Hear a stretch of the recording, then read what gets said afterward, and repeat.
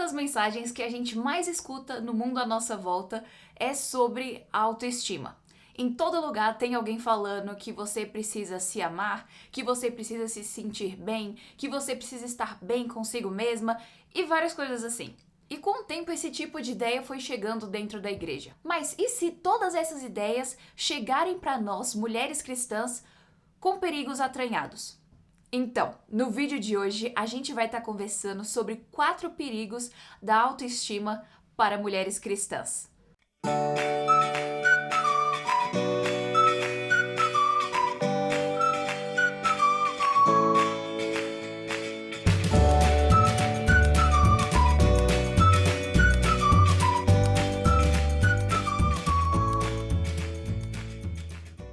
Oi pessoal, tudo bem? Sejam super bem-vindas para mais um vídeo do Fé e Tulipas. Para hoje a gente tá falando sobre esse assunto que é tão importante. Mas antes, se essa é a sua primeira vez aqui no canal, seja extremamente bem-vinda e não esquece de se inscrever no canal e ativar o sininho para você não estar perdendo nenhuma novidade e sempre ser notificada quando lançar vídeo novo. Esse daqui é um canal cristão que tem o foco de abençoar você para que juntas possamos estar crescendo e florescendo na palavra do nosso Deus.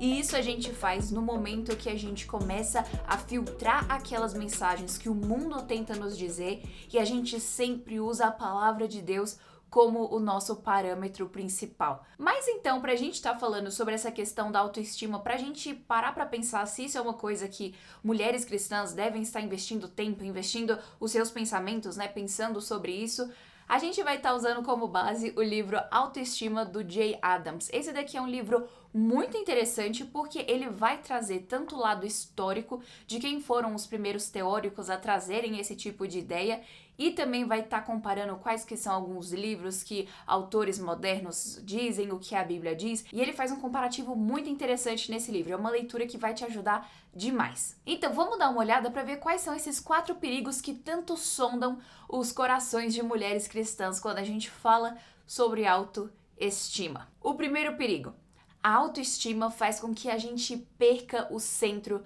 do evangelho. Então, se eu te perguntar o que é o evangelho de Jesus, você sabe responder? Bom, uma das primeiras coisas que a gente vê é que para alguém realmente ir a Cristo, essa pessoa ela precisa reconhecer a sua condição, ou seja, precisamos enxergar que nós somos pecadores e que por nós mesmos nós não conseguimos fazer aquilo que é certo. Então, no momento que a gente se enxerga dessa forma, a gente se enxerga como pecadores.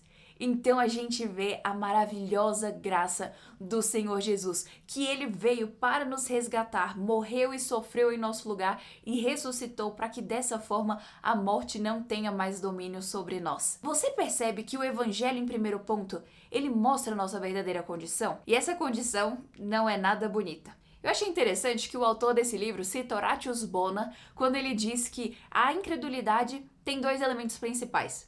O primeiro, a pessoa ela tem uma boa impressão de si mesma e segundo, ela tem uma impressão ruim de quem Deus é. Então, em primeiro ponto, uma pessoa incrédula, ela pensa que ela está bem, ela pensa que ela está indo muito bem, que ela consegue viver uma vida sem Deus e ela vai seguindo esse parâmetro. Mas ela não enxerga a verdadeira condição de quem ela é sem Cristo. E por outro lado, ela não enxerga quem Deus é, que Deus é grandioso e infinito e que também é aquele que pune os maus. Deus, ele é justo, então ele não vai permitir que o pecado chegue ao céu. Então é por isso que uma pessoa incrédula tem a visão errada tanto de quem ela é, como de quem Deus é. É interessante a gente parar para pensar que quanto mais nós nos vemos como pecadores, mais nós vamos ver Cristo como misericordioso, que Ele nos resgatou para que nós pudéssemos ser nação santa e sacerdócio real nele. E outra coisa interessante sobre isso é que, por exemplo, aquele hino muito famoso, Amazing Grace, já na primeira estrofe a gente vê graça maravilhosa que salvou um miserável como eu. Esse era quem nós éramos. Nós éramos miseráveis, sem Cristo. Não adiantava simplesmente falar, você precisa se sentir bem consigo mesma e isso iria mudar as coisas. Não é assim que funciona. E é interessante a gente pensar que toda essa ideologia humanista, ela vai tentar fazer com que a pessoa, ela não tenha que se sentir mal, que ela não tenha que se sentir esse miserável. Mas a questão é que se ela não se sentir assim, ela não vai experimentar a doce graça do Senhor Jesus.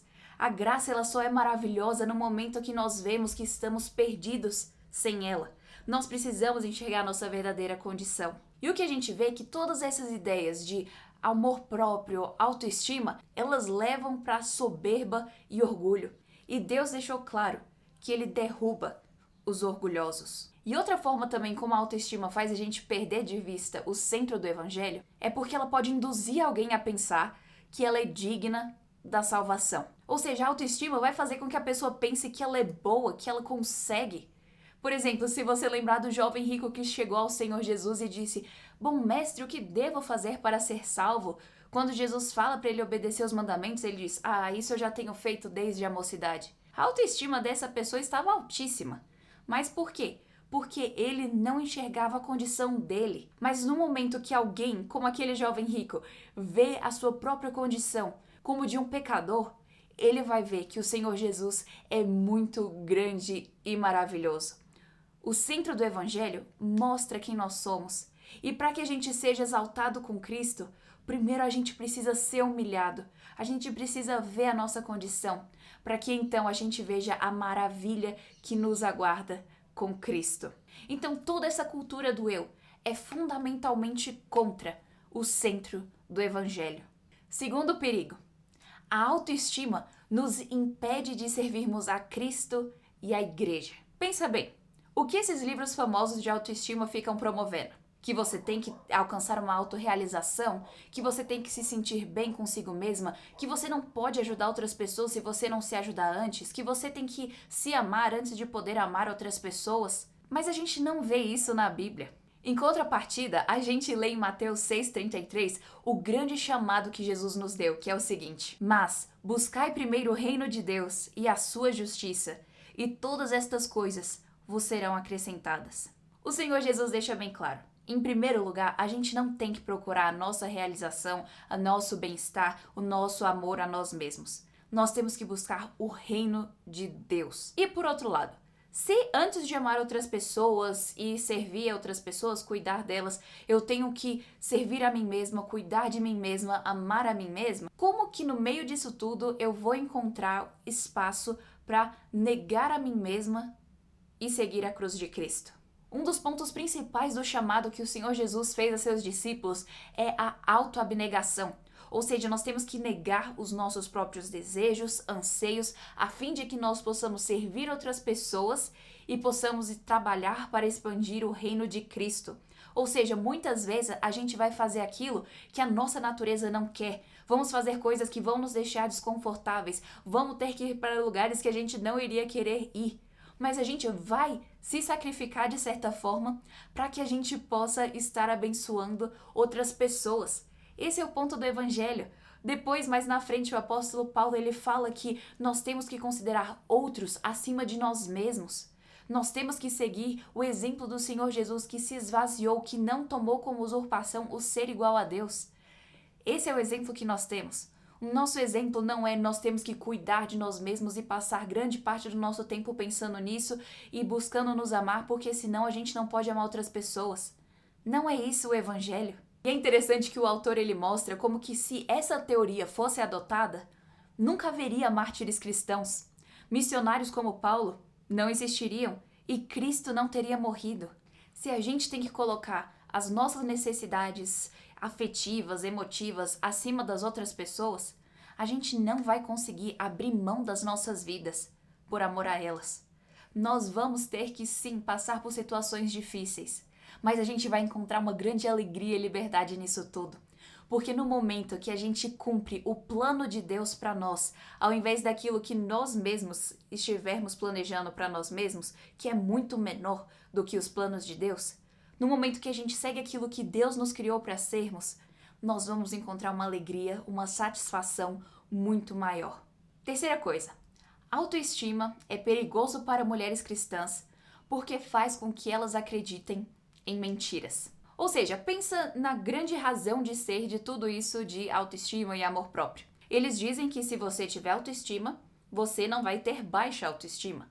Se você se amar, você não vai se autocomiserar. Mas será que isso é verdade? E pra gente deixar uma coisa clara pra gente continuar a conversa. Autocomiseração é pecado. Então pensa comigo. A autocomiseração ela acontece porque a pessoa ela olha demais para si. Ou seja, ela olha tanto para si mesma, olha para as outras pessoas e ela pensa que Deus deu algo a outras pessoas que ela merecia. Então, se uma pessoa que olha tanto para si mesma, a ponto de chegar à autocomiseração, e que pensa que Deus é injusto porque não deu o que ela merecia, será que a solução para essa pessoa é fazer com que ela olhe ainda mais para si mesma? Eu gosto muito de uma frase que eu ouvi que diz bem assim: o eu não pode ser tanto o problema quanto a solução. Se o problema está sendo no eu da pessoa estar tendo essa autocomiseração, não vai ser focar mais no eu, na autoestima, que vai fazer com que toda essa situação vá embora. Ela precisa de algo externo, de uma força externa, e essa força é o poder do evangelho. Ou seja, se uma pessoa ela está lutando com essa insatisfação, descontentamento, inveja, se ela acha que Deus é injusto, que isso já é uma incredulidade, se a pessoa está com esse sentimento, ela tem que parar de olhar para si mesma e olhar para Cristo. No momento que nós olhamos para Jesus e o contemplamos da forma como Ele é, nesse momento as coisas desse mundo perdem o brilho. A gente aprende a alegria do autoesquecimento. No momento que a gente simplesmente se esquece, a gente consegue servir outras pessoas e expandir o reino de uma forma muito melhor. A gente não vai ficar focado nas nossas necessidades, em como nós temos que tratar a nós mesmos, mas nós vamos estar fazendo aquilo que deve ser feito pelo bem de outras pessoas e para glorificar a Deus. Qual que é o nosso objetivo como cristãos? Nós devemos glorificar a Deus e encontrarmos alegria nele. A gente não faz isso quando a gente fica olhando para nós mesmos. A gente faz isso quando a gente olha para fora de nós mesmos e focamos em Jesus. Então, no momento que a gente passa a crer completamente na palavra do Senhor, a querer servi-lo e abençoar outras pessoas, não vai ter espaço para insegurança no nosso coração. E o quarto perigo da autoestima? Ela tenta tirar a autoridade da Bíblia das nossas vidas. Como a gente conseguiu conversar um pouquinho, toda essa ideia de autoestima ela é fundamentada em ideias que não são bíblicas. As primeiras pessoas que escreveram sobre isso foram teóricos humanistas. E com o tempo isso foi entrando dentro da igreja e algumas pessoas foram torcendo versículos aqui e ali para que de alguma forma encaixasse ali dentro dessas ideias.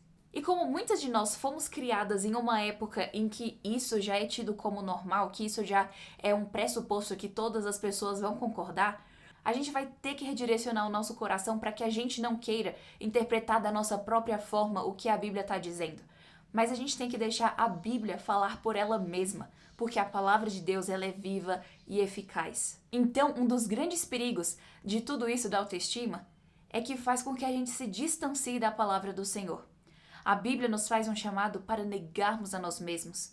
Nos faz um chamado para que a gente considere outras pessoas acima de nós. Faz um chamado para que nós diminuamos e que Cristo cresça em nós. Nesse livro, J. Adams mostra como que muitos desses autores, até mesmo alguns que se dizem cristãos, que começaram a escrever sobre isso, essas pessoas não liam a Bíblia para descobrir o que Deus diz e ver o que elas devem crer. Elas já tinham em mente o que elas queriam acreditar e elas só liam a Bíblia depois para ver o que encaixava para aquilo que elas estavam querendo divulgar. Mas nós cristãos não devemos ser assim. Não é que a gente cria uma ideia e depois a gente só vai usar a Bíblia como um meio para confirmar aquilo que a gente inventou. Não, a gente tem que fazer com que o nosso pensamento se encaixe à Bíblia. Ou seja, a Bíblia dita o que é a verdade e nós cremos nela. Quando nós temos a firme certeza de que a palavra de Deus é a verdade, a gente não vai querer essas falsificações baratas que a gente encontra por aí. Lembrando, nós encontramos mais liberdade quando nós abrimos mão daquilo que nós queremos e focamos em servir outras pessoas e expandir o reino de Cristo. Vamos focar os nossos olhos em Cristo. Vamos olhar para Ele, para que as coisas deste mundo percam o brilho. Vamos encontrar alegria nesse autoesquecimento, para que no momento que, como cristãos, estivermos sendo colocados à prova, para que a gente não tenha medo de negarmos a nós mesmos, mas que nós sejamos firmes naquilo que o Senhor Jesus disse, que aquele que abre mão da sua vida vai encontrá-la. É assim que a gente encontra a verdadeira alegria. E a nossa pergunta do dia vai ser: Qual é uma forma que você gosta de servir seus irmãos e irmãs? Comenta aqui pra gente estar se fortalecendo como irmãs em Cristo, para que nós possamos servir ao povo tão amado do nosso Deus. Então, eu espero que você tenha gostado desse vídeo e que tenha abençoado a sua vida. Se você gostou, não esquece de dar o seu like, o seu comentário, de se inscrever e ativar o sininho para você não perder nenhuma novidade. E com a graça do nosso Deus, a gente se vê na semana que vem.